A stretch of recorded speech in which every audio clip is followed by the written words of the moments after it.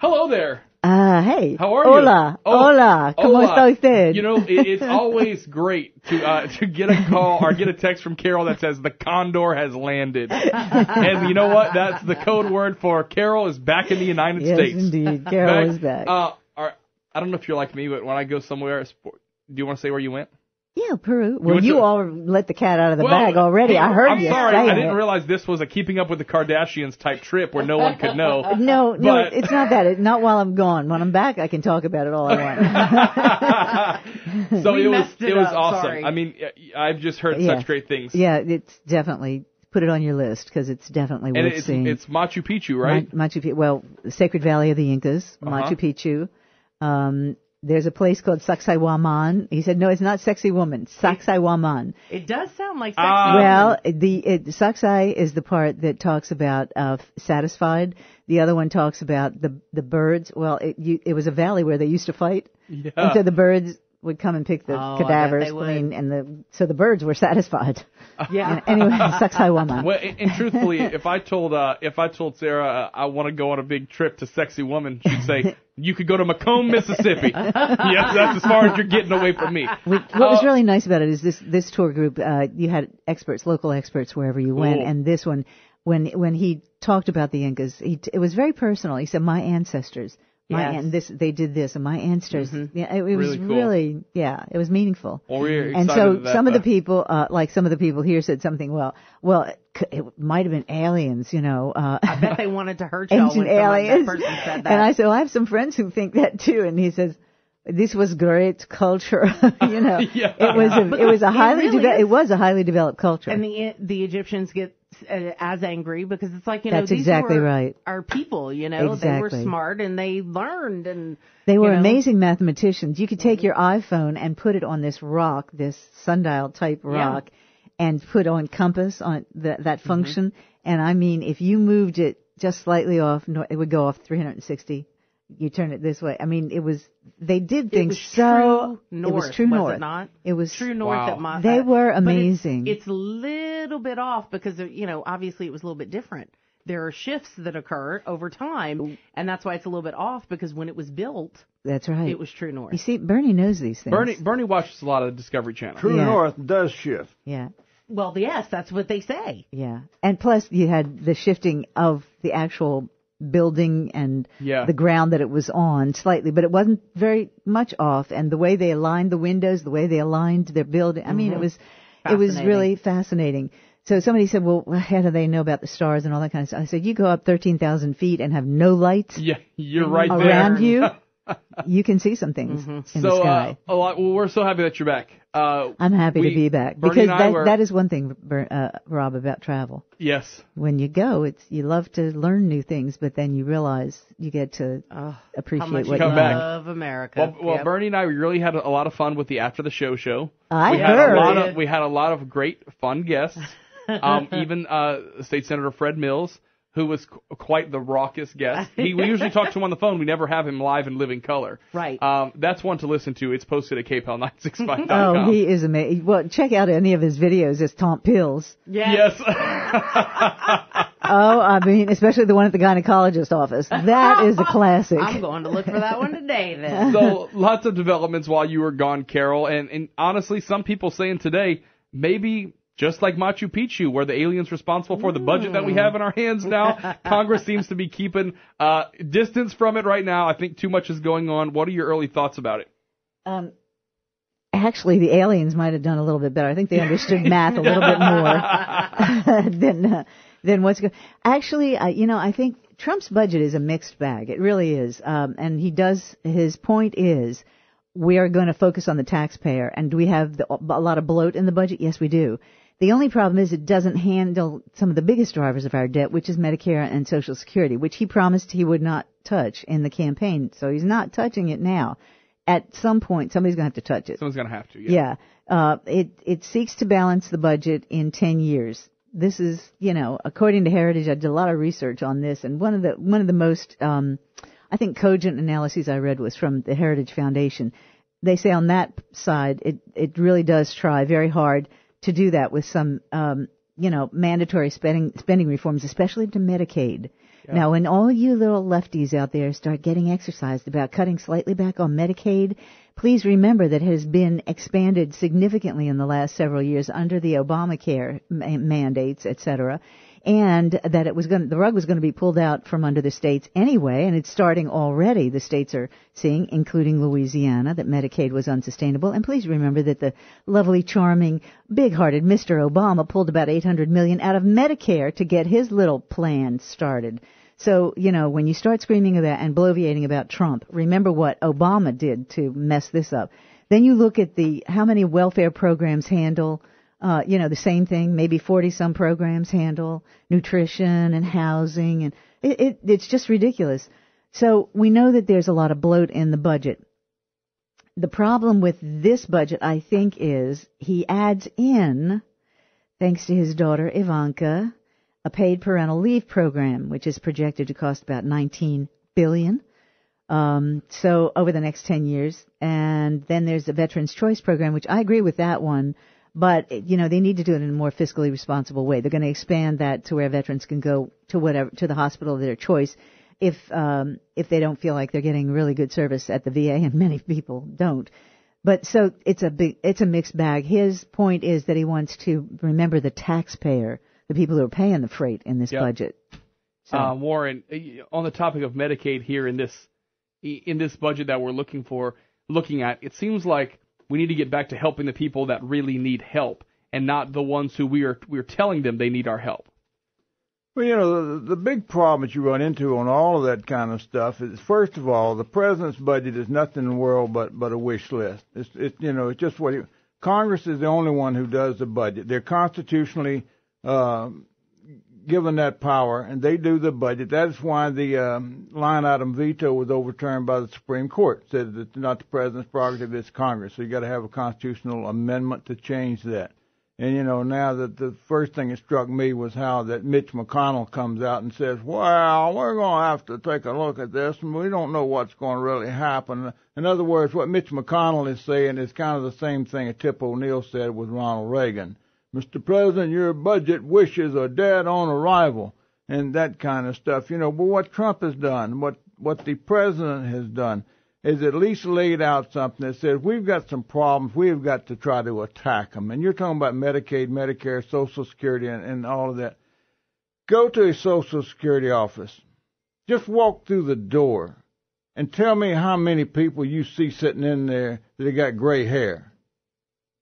When you walk through that door, what you see is from 25 to 35 to 40. I was told one time by a lady who worked in a lot of the social welfare programs and all that, and said that after the Clinton Welfare Reform Act and all that, when the welfare rolls dropped drastically, and she said, yeah, but that really didn't have much to do with it. She said, what they do now, instead of signing up for welfare, is they go get disability, Social Security disability. Right. And you look around at how many people are on disability. I mean, and it's not old people. It's all the young ones. She said if you own welfare, you got to name the father. And said then the court goes after that guy for child support. So they don't do that. So they go qualify for disability. Then, of course, you've got this 300,000-mile-wide array of children's problems. Every kid is a special needs child today, that qualifies. If you meet the low-income bracket, then you qualify for money for that. And then there's some of these people out there who actually entice their kids to go to school and act crazy, so they get what they call a crazy check. Mm-hmm. So then you get checks on top. That's the kind of stuff that has just got to be addressed, and it's got to have somebody with some bold initiative. And I think Trump is the only person out there who can stand up and say, look, these are some of the things we need to get done. Cutting back EPA budget, that's a good start. But still, yes. If you cut it back a third, that means they're still going to get a 66% increase. Yeah. And that getting rid of the thing about for Louisiana giving up the oil and gas royalties in federal waters. Is that explain to me why it is that Louisiana and Texas and those states should be getting all the royalties and none of the other states get it. Mm-hmm. I mean, it's not like of course if they do that. Okay, then it's time for us to go ahead and put the oil processing tax on, the pipeline processing, the pipeline carrying tax, and all those things. We can make up for it. Carol, if you could wrap this one up for us. Well, I do think Trump's priorities are right, but Chuck Schumer and John McCain were beating each other to get to the camera first to say it's dead on arrival before Mitch McConnell even said it, before they even looked at it. And so Congress has a fondness for saying this about presidents, but I'll say this president has the guts to attack some of these things. The problem is going to be with his own party. This is what we've said from the very beginning. The problem is going to be with his own party. All right, we'll take a break right here. Come back. The investigation continues over in the UK after the bombing outside of Manchester Arena in England. We will get an update on the investigation and what our panelists think about soft targets. Are we protected here in the United States? Stay with us. It's Wingin' It Wednesday, brought to you by Service Cadillac. 7:32, the terror threat over in the UK has been raised to critical. We got reports early this morning around 6 a.m. here, our time, about various police units being put around the British monuments, around Buckingham Palace, around a lot of the bridges and stuff.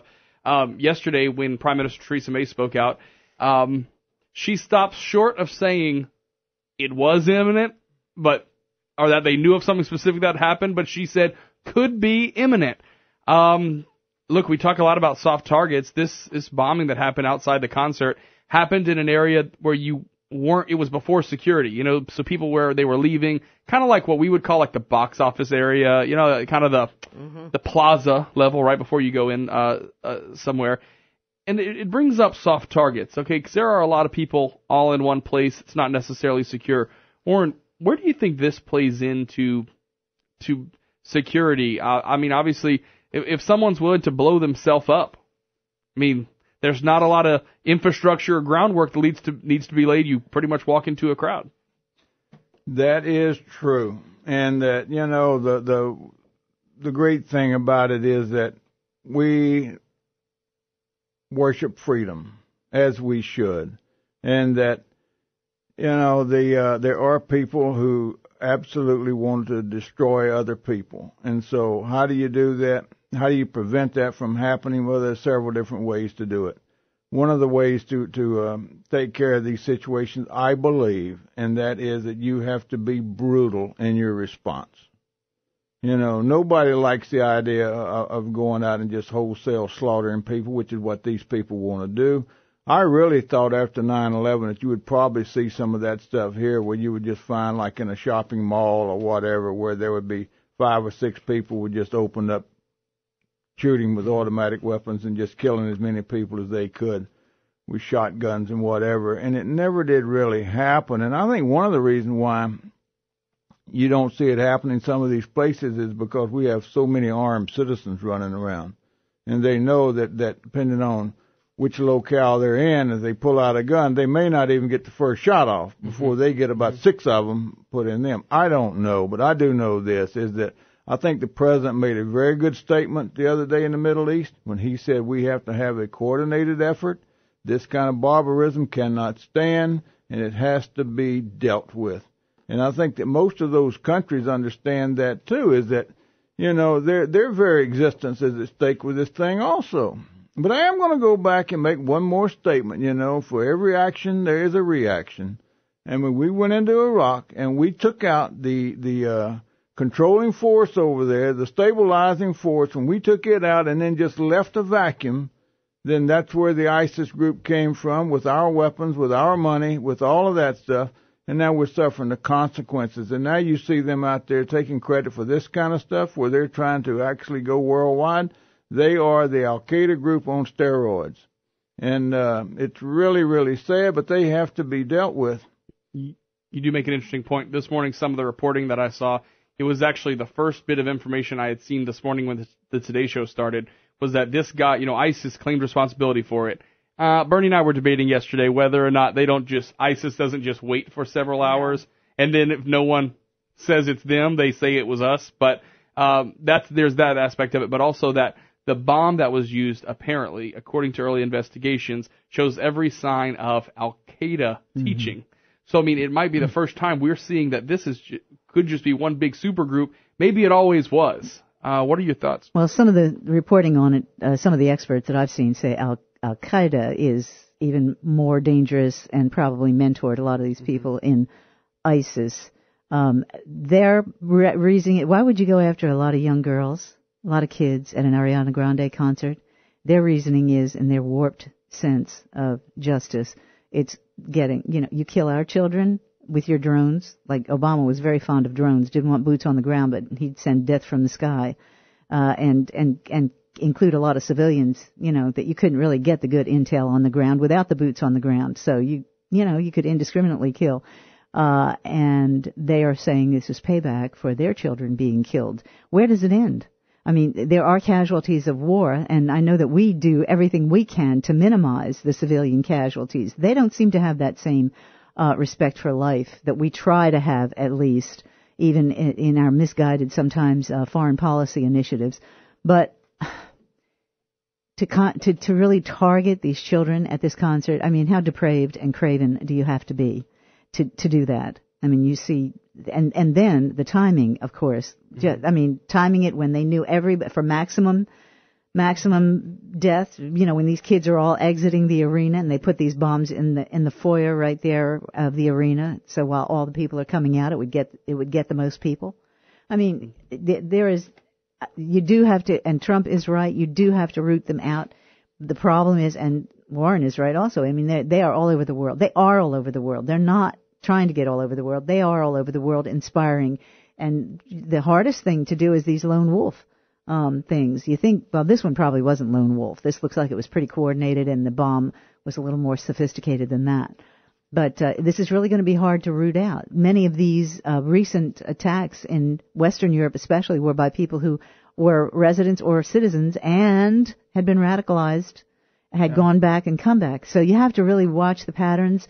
And people like to put down on our national security agencies and all that, but they need to know this information, and you just hope that they won't abuse it. Warren, wrap this one up for us. Yeah, we're talking about terror. Terror is a tactic. It's not a group; it's a tactic. Mm-hmm. And the reason that they target children, the reason they'll target hospitals and all that, because they literally want to terrorize people into just becoming more or less like zombies, where that you don't have a will to fight, you're afraid to do anything. Mm-hmm. Or you turn more power over to the government. That's right. That's right. You surrender all of your power, and that's what the communists were so good at. That's why they used to go into those towns and just go in there and just get the kids out there and just wholesale slaughter them. They would go in, they would get the people in the town out to a stadium, get the judges, the doctors, the lawyers, or whatever, and get them out there and shoot them, and then say, now the rest of you bastards, you listen, we're in charge. That, my friend, is terror. And that's what the leftists do. That's what the leftists do, because they want complete control. All right, it's 7:40. We're going to get another quick break in right now. We'll be back with more Wingin' It Wednesday, brought to you by Service Cadillac. Welcome back to Wingin' It Wednesday, brought to you by Service Me and Carol Cadillac. doing our dancing. Let me tell you, so many cool things going on at Service Cadillac, one of the largest Cadillac inventories in the state. Do you want to make yourself look better? What? Get a Cadillac. Oh, yes. You want to make your hands feel better when it's cold outside? You are so right. Get the heated steering wheel. That's all I'm saying. The heated steering wheel. Features Rob, include, you are such a hedonist. Adaptive remote start, right? 20-way adjustable seats, heads-up display, surround vision, and OnStar with 4G LTE Wi-Fi. Let me tell you, the Wi-Fi, so cool for trips. Yeah. Oh, because yeah. it just exists in your car. You log on to it. I'm talking, you can have 2 iPads going, you can work in the passenger seat. I mean, it's great. Hey, Ron, tell me this, Ron. Yeah. Yeah, I can see the back of my head when I'm doing my hair in my car. Yeah. See? I can see that. I can see the makeup. I can see the front and the back. That would be awesome. Hey, Cadillac certified pre-owns. There are also plenty of them there. You get the same warranty as a new Cadillac, 6 years or 70,000 miles. 1212 Ambassador McCaffrey, Service Cadillac. When you're going there, take your car, run it through the wash. It takes about 3.5 minutes. Yes. I went there the other day. Man, because the first few times, I never had time to clean the inside of my car. So I just went through the car wash. I'm like, okay, at least the outside's looking good. Well, then I stayed, and I was like, oh, my goodness. Those vacuum things, I'm like, this thing's going to rip my watch off. Yes. So and let me tell you, it is all about service. So good. At Service, It you is. know our engineer, Matt.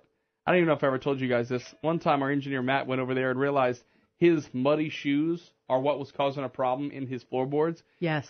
He handed the shoes out the window and asked if they could pressure wash his shoes off while he was right there. You know what? They put them on the ground, they sprayed them off, and they put them in his trunk. I said, now that is something that just does not happen everywhere. That's why they call him service. That's 1212 exactly Ambassador right. Caffrey and 1214 Ambassador Caffrey near the interstate in Lafayette. Service Cadillac.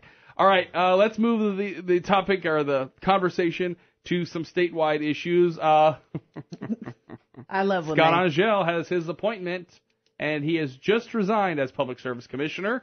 Carol, your thoughts? I am so happy for Scott that he found another government job. Obviously, he has an inferiority complex and feels he can't compete in the private sector because he keeps going for these government jobs.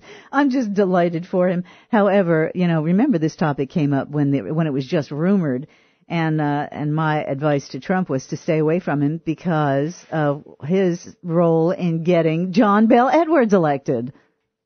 That's all I'm going to say about that. I'm happy for his family. He's got a nice paying job. Warren? I think that he'll do a great job as a bureaucrat in Washington. That, as Forrest Gump would say, that's all I got to say about that. He's the Peter principle at work, eh? Yes. Let's talk about state police and the state police budget. We know they're having some issues, even as far as cars go. I know that's a big sticking point. Now the legislature is looking into it. Where are we really on the budget, and what do you think? How do we go forward, Carol? Well, maybe Mitch can just provide security in the French Quarter.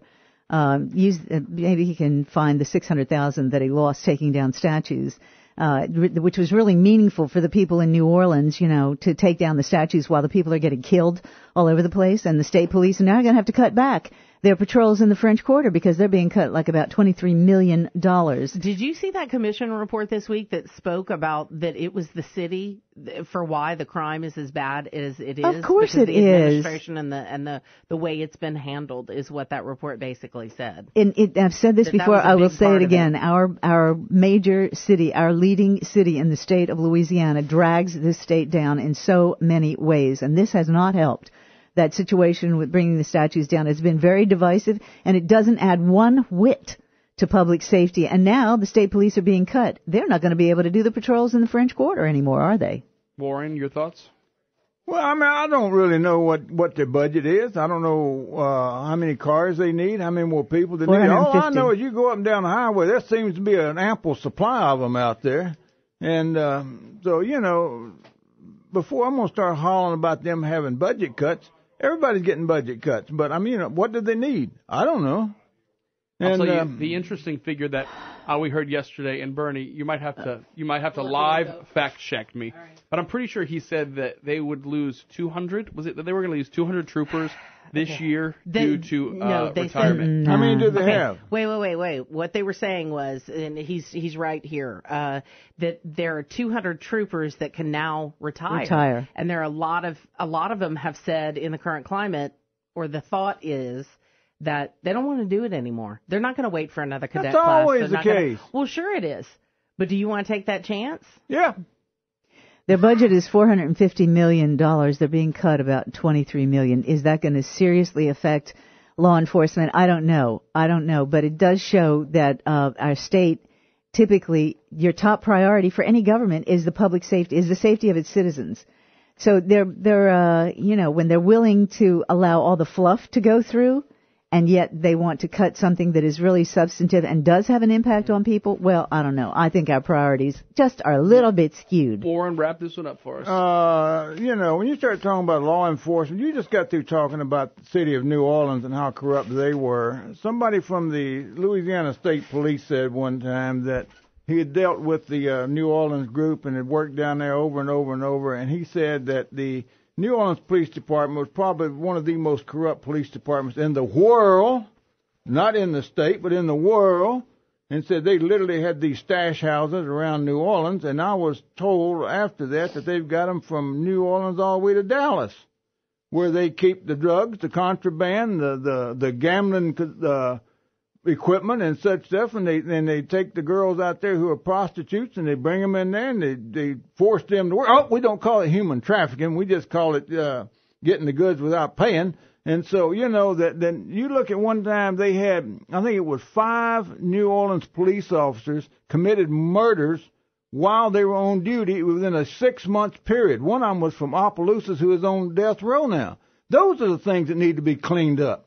Can they stand to get a budget cut? You damn right they can, but it needs to be cleaned up. All right, Wingin' Wednesday happens at 7 o'clock every Wednesday. We're happy to Tell have us you how back. you really feel, Warren. Carol will be on the Ross Report today at 2. Yes, I will.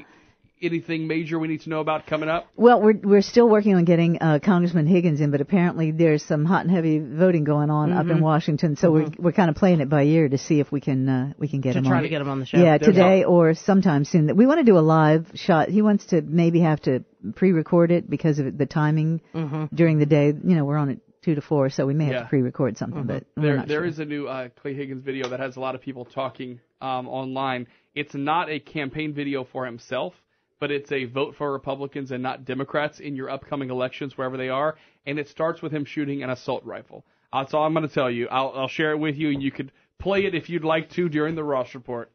I might do that. 7:53 now. It's Wingin' It Wednesday, brought to you every week by Service Cadillac. 1212 Ambassador Caffrey. It's right there in the name. Service.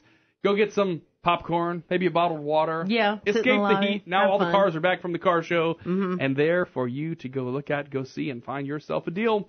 7:53. This is Acadiana's Morning News. We continue.